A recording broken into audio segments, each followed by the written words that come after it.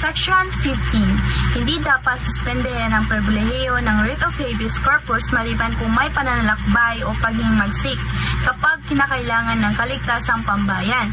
Isang halimbawa ng pagpamit ng pribilehiyo ng writ of habeas corpus ay kung may isang tao na inaresto ng walang legal na basihan o dahilan.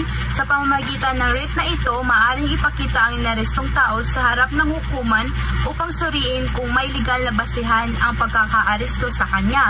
Kung wala, maaaring ipagputos ng hukuman ang kanyang pagpapalaya.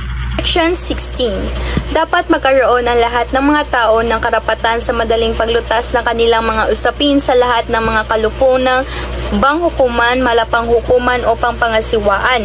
Isang halimbawa ng paggamit ng karapatan sa madaling paglutas ng usapin na maliit sa korte ay pagpapahihain ng isang maliliit na reklamo sa barangay hall.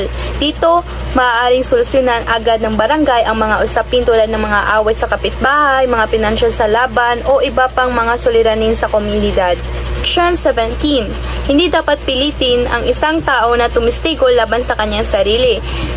Isang halimbawa nito ay ang pagtatanong ng isang tao kung tungkol sa kanyang pagkakasangkot sa isang maliit na bagay tulad ng pagnanakaw ng candy. Kahit na alam ng isang tao kung sino ang gumawa nito, hindi dapat pilitin na magsalita laban sa kanyang sarili. Alinsunod sa pribilehiyo na hindi pilitin ang isang tao na tumistigo laban sa kanyang sarili. Section 18. Una, hindi dapat titinahin ang sinumang to dahil lamang sa kanyang paniniwala at hangaring pampolitika. Pangalawa, hindi dapat pairalin ang anumang anyo na sa pilitang paglilingkod, maliban kung ang kaparusahang pataw ng hatol ng pagkakasala. Isang halimbawa ng seksyon na ito ay ang hindi paghuli ng isang tao dahil lamang sa kanyang paniniwala o opinyon sa isang simpleng usapin tulad ng pagpapahayag ng saloobin sa isang pulong ng barangay. Ang isang tao ay hindi dapat ihuli o pahihirapan ng gobyerno dahil lamang sa kanyang paniniwala o politikal na opinyon. Section 19. Una, bawal ang sobrang laki ng multa, masamang parusa at parusang kamatayan, maliban kung may mabigat na dahilan ayon sa Kongreso para sa mga napakasamang krimen. Ang pinakamataas na parusa ay habang buhay na sa pagkabilanggo.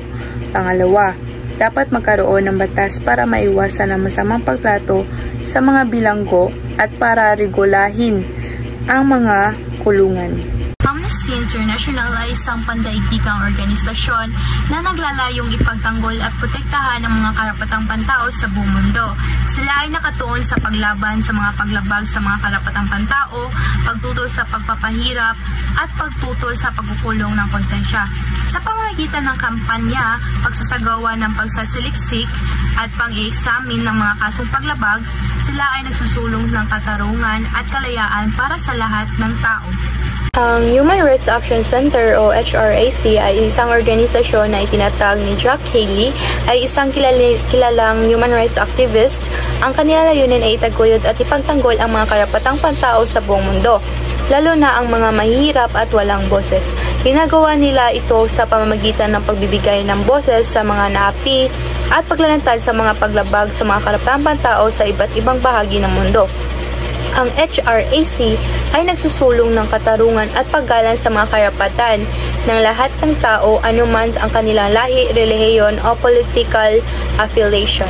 Ang Global Rights ay ang isang panindigang samahan na naglalayong ipagtanggol at pangangalagaan ng mga karapatan ng mga taong mayroong kaunting boses sa lipunan at pamahalaan.